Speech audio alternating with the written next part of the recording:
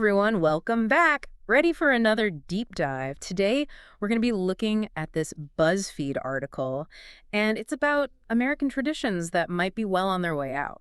Yeah, what's so interesting about this one is that it's actually a follow-up article. Oh, really? Yeah, it was sparked by comments from readers on a previous article. Oh, wow. So it's like we're getting this really cool crowdsourced perspective on how things are changing, Yeah. Like it's straight from the people who are seeing these traditions fade away. Yeah, that's a really good point. Like, it's not just some think tank or, some big study. It's people actually living it. Exactly. So they're talking about all sorts of things, from baseball games to, like, even bake sales and handwritten letters. Oh, it has all kinds of stuff. Even some big holidays. Yeah. But I think, first up, we got to address the elephant in the room here, and maybe this will hit a nerve for some people, but is baseball America's pastime? Is it really dying?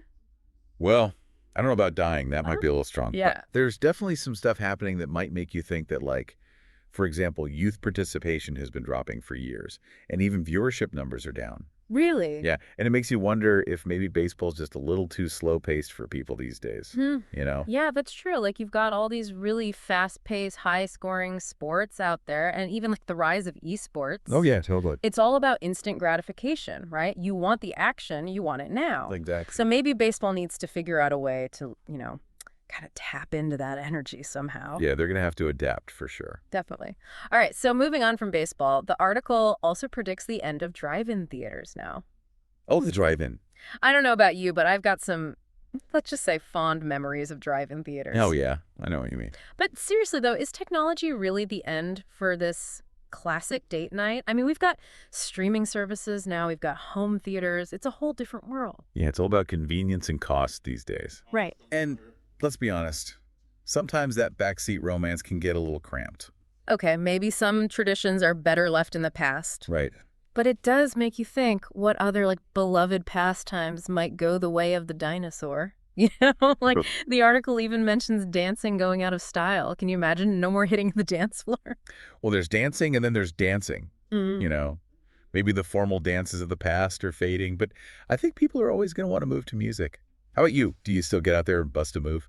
Let's just say my dance moves are best kept private. Okay, fair enough. So let's move on to something maybe a little more serious, the future of holidays. Ooh, okay.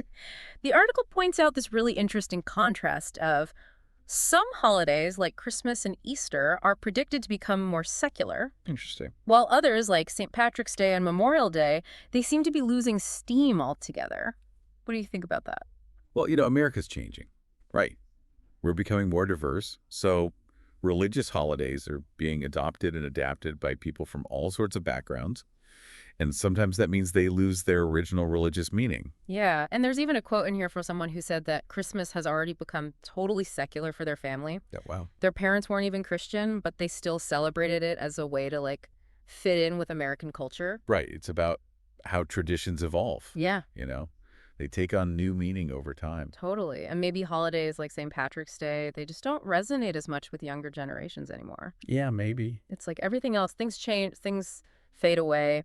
Speaking of fading, the article also talks about how social gatherings are shrinking, family reunions, funerals, even potlucks. No more potlucks. They're all on the decline.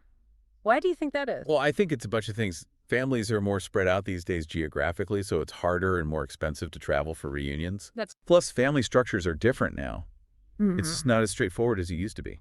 And you can't forget about all the picky eaters out there now. Oh, yeah, right. Like, the article even mentions how people are less into eating other people's food these days. Maybe we've all just gotten a little more picky with our food. Right. But on a serious note, though, I think COVID probably played a role in this too, Like, it made smaller gatherings more normal. Yeah, for sure. That makes sense. And that brings me to another point the article makes about the decline of those classic community fundraisers like bake sales, car washes. Oh, yeah. Those are the best. I know. It's like we're losing that face-to-face community interaction, and with it, maybe a sense of local connection. That's a good point. It makes me wonder about the bigger picture here. Are we losing touch with our own communities? And if so, what takes its place? It's a good question. And you know what? That actually ties into another tradition the article mentions that's having a tough time, local journalism, those local newspapers that used to be like the glue holding communities together. Yeah, I see what you mean. They're disappearing. Wow. I remember growing up, our local paper was how we knew what was going on in town, town meetings, school events, even just who was celebrating a birthday. Right, right. With those fading, it's almost like we're losing a part of ourselves, isn't it? Yeah, it is kind of sad when you think about it. So we've got baseball games vanishing, drive-ins fading to black. Even our holidays are morphing into something new. But maybe the most impactful shift here is this shrinking sense of community.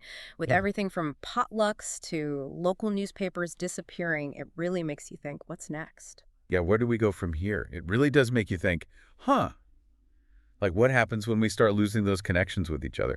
But, amidst all this talk of things disappearing, there's also this sense of, I don't know, not quite replacement, but like evolution, you Oh, know? it's interesting. Yeah, like as these old traditions fade away, new ways of connecting are popping up. Yeah, that's a good point. It's not just about loss, right? It's about adapting. Like, think about how we communicate. Now, the article talks about handwritten letters going out of style, Oh, yeah.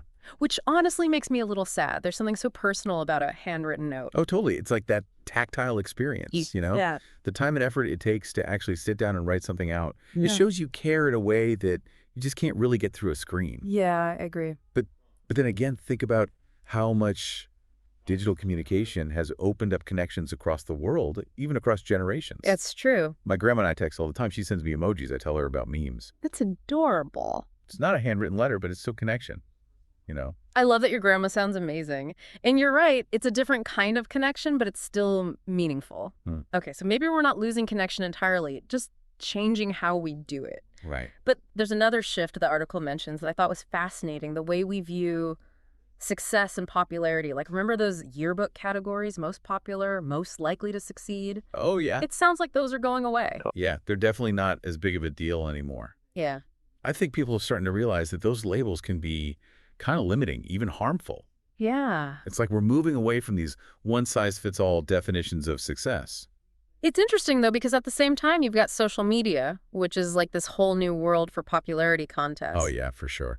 So what do you think, has social media just replaced those old yearbook categories with something more digital? It's a good question.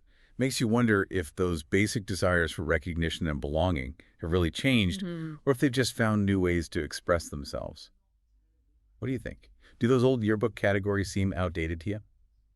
Honestly, yeah, totally. They just Yeah. seem so reductive, like trying to fit everyone into these little boxes. Right. But maybe that's the point. Maybe we're realizing that life's more complicated than that. Maybe. And that brings us to the big question the article keeps coming back to. If these traditions are vanishing, what's taking their place? What will American culture look like in the future? That's the million-dollar question, isn't it? And I don't think there's a simple answer. Yeah. Culture's always changing, Yeah. It's shaped by technology, by demographics, by our values. It's always evolving. Right. So predicting the future. That's a tough one. It is tough. Yeah. But maybe instead of trying to predict it, we should be focusing on participating. Oh, I like that. Yeah. Like we're not just watching culture happen, we're creating it. Absolutely. Every choice we make, every connection we build, every tradition we embrace or reinvent it all shapes the world around us. Yeah. And that's pretty powerful when you think about it. It means we're not just along for the ride. We're actually helping steer the ship. I love that analogy. So before we get too carried away charting our course here, I want to bring back to you, our listener. Remember that question we asked earlier about what traditions you think might be disappearing from your own life? And what new ones are taking their place? Exactly. We want to hear from you. What customs, rituals, or practices are you holding on to? And which ones are fading away? Share your thoughts with us on social media or leave a comment on our website. We'd love to hear your perspective. For sure. Because ultimately, this isn't just some academic discussion about cultural trends. It's about our shared human experience. Exactly. It's about how we connect, how we find meaning, how we create a sense of belonging in a world that's constantly changing. Yeah. It's pretty amazing when you think about it, just something as simple as a holiday tradition or getting together for a potluck. Right. That can be part of this whole big cultural conversation. Totally. It shows how these little everyday things add up to something so much bigger. Yeah. Like we're all holding a piece of the puzzle, and together we're making this picture of American culture. And what's cool is that the picture's never really finished. That's true. We're always adding new pieces, changing things around, making something totally new. Speaking of something new, I wanted to go back to something we talked about earlier, the turkey pardoning. Oh, yeah. Of all the American traditions, that one's got to be the It weirdest. is a little strange, isn't it? The president sparing a turkey's life, it's a whole thing. Yeah, but, I think it says something about us, like, we need these kind of lighthearted, almost absurd traditions. Mm-hmm. Like, it's a way of acknowledging that life can be a little crazy sometimes, but also celebrating something that's very American. I see what you mean. Like, in a world that's so serious and stressful, sometimes we need those moments of fun, those things that bring us together, even if they are a little silly. For sure. But, as we've seen traditions, even the silly ones, they don't always stick around. So I'm curious, do you think any of these traditions could make a comeback? I think it's possible. Culture isn't always moving forward. Yeah. Sometimes what's old is new again. Right. Like, look at vinyl records, vintage clothes. Those are back in style. So who knows? Maybe in a few years we'll all be writing letters again, going to drive-in movies. I could get on board with that. But even if some of these traditions don't make a full comeback, they still leave behind these kind of cultural echoes, right? Yeah. Like, they shape who we are, what we believe in our memory. They're part of us. Yeah, and that's what's so cool about culture. It's like this tapestry woven from threads of the past, present, and future. So as some threads fade or break, the tapestry itself stays strong. It just keeps evolving into something new. That's a great way to put it. So as we wrap up this deep dive into vanishing American traditions, I think the big takeaway is this: traditions might come and go, but the meaning we find in them, our connection to them, that's what stays with us. Beautifully said. Hmm. It's a reminder that culture is not something static. It's something we create together every day through the choices we make, the things we do, how we connect with each other.